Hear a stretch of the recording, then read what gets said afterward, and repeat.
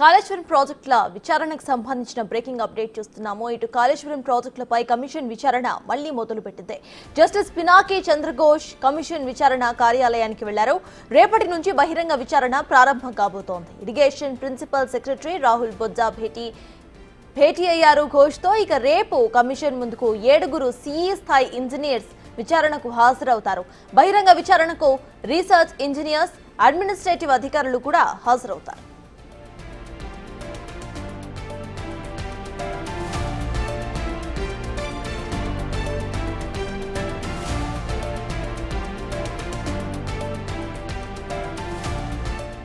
కాళేశ్వరం ప్రాజెక్టులపై కమిషన్ విచారణ మళ్లీ మొదలైంది. జస్టిస్ పినాకి చంద్రఘోష్ కమిషన్ విచారణ కార్యాలయానికి వెళ్లారు. రేపటి నుంచి బహిరంగ విచారణ ప్రారంభం కాబోతోంది. Irrigation principal secretary Rahul Bojja ఘోష్తో భేటీ అయ్యారు. రేపు కమిషన్ ముందుకు 7 సిఈ స్థాయి ఇంజనీర్స్ విచారణకు హాజరవుతారు. బహిరంగ విచారణకు రీసెర్చ్ ఇంజనీర్లు, అడ్మినిస్ట్రేటివ్ అధికారులు హాజరవుతారు.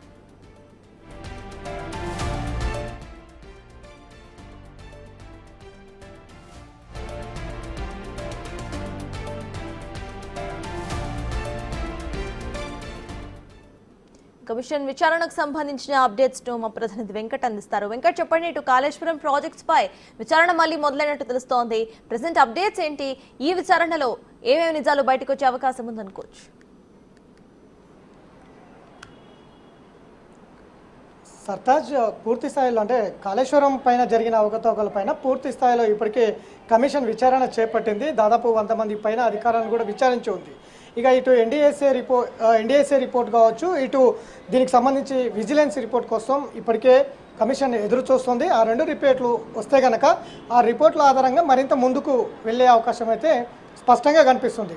ఇప్పటివరకు ప్రాథమిక సమాచారం మేరకు ఏదైతే కాళేశ్వరం ప్రాజెక్టు పైన ఉన్నటువంటి ఇటు ఇరిగేషన్ కావచ్చు, అట్లనే డిజైన్కి సంబంధించిన అంశాల్లో కావచ్చు, 2 డిపార్ట్మెంట్ల అధికారులను విచారించింది.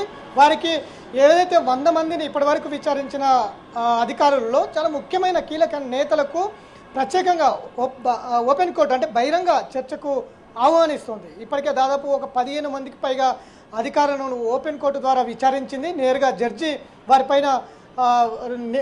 జడ్జి ఆయన క్వశ్చనింగ్ చేస్తున్నటువంటి నేపథ్యం ఉంది. దాదాపు 15 మందిని ఇప్పటిదాకా విచారించి ఉంది. కీలక డేటా సేకరించింది.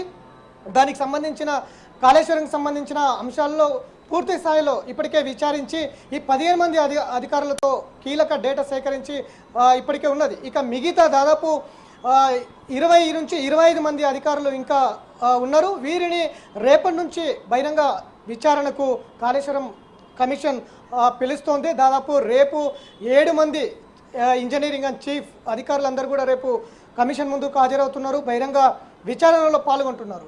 ఇప్పటి వరకు కాళేశ్వరంలో జరిగినటువంటి 1,00,000 కోట్ల రూపాయలు ఏవైతే ఉన్నాయో 1,00,000 కోట్ల రూపాయలు పెట్టి కాళేశ్వరం బ్యారేజ్ నిర్మించారో దీని కింద ఉన్నటువంటి అధికారులందరినీ ఇప్పటికే విచారించి ఉంది.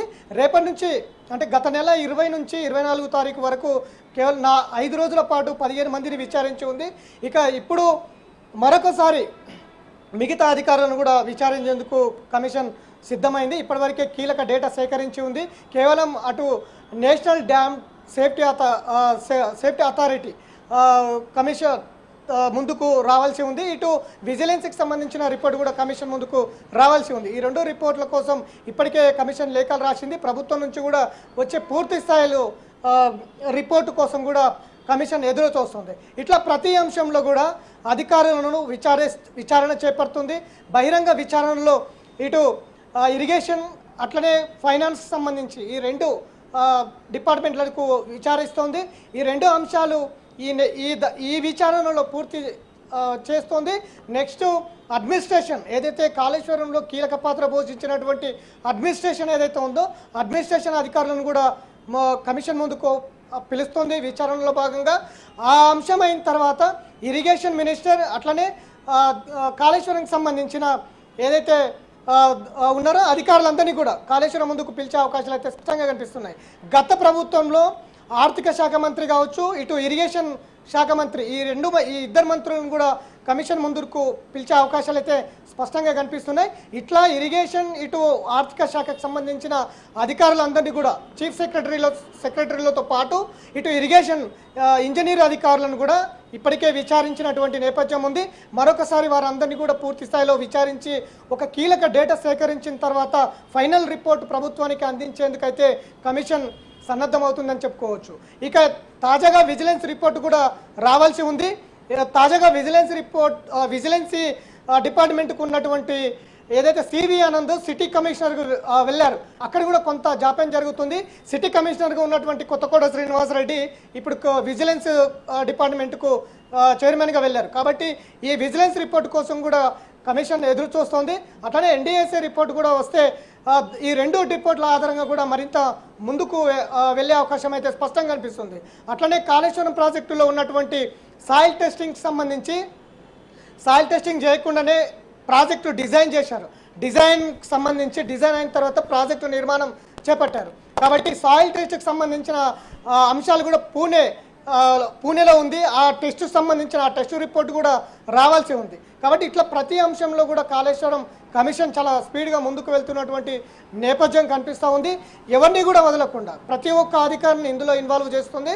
ఈ అధికారులందరూ కూడా ఇప్పటికే 15 మంది బహిరంగ విచారణలో పాల్గొన్నారు. కానీ అధికారులందరూ కూడా ఎవరికి వారు అంటే పై అధికారులు ఏం చెప్తే మేము అదే చేసినాం అనేది ఒకరికొకరు సంబంధం లేకుండా చెప్తున్నటువంటి నేపథ్యం కనిపిస్తూ ఉంది. కాబట్టి ప్రభుత్వము ఇందులో గత కేసీఆర్ ప్రభుత్వం వైఫల్యాలు ఇందులో స్పష్టంగా కనిపిస్తూ ఉన్నాయి. కర్త కర్మ క్రియ కేసీఆర్ అనేది స్పష్టంగా మనం ముందు నుంచి చెప్తున్నాము. అదే ప్రకారమే అధికారులు పనిచేసిండ్రు. డిజైన్ తెలియకుండానే డిజైను ఇటు సిడిఓ అంటే సెంట్రల్ డిజైనింగ్ ఆర్గనైజేషన్ అధికారులు సంబంధం లేకుండానే డిజైనింగ్ జరిగిన తర్వాత ప్రాజెక్టు నిర్మాణం జరిగింది.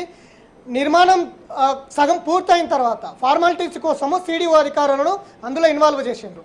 అంటే ఏదైతే డిజైనింగ్ సంబంధించిన అంశం సిడిఓ అధికారులకు తెలియకుండానే ప్రభుత్వము ఇటు ఎల్ఐటి కంపెనీలు మిగతా సంస్థలు డిజైన్ చేసినాయి. కాబట్టి ఇవన్నీ కూడా ఎవరికొకరికి సంబంధం లేకుండా పై అధికారుల మీద నెట్టివేస్తున్నటువంటి నేపథ్యం కనిపిస్తూ ఉంది. కాబట్టి అందరి డేటా సేకరిస్తోంది.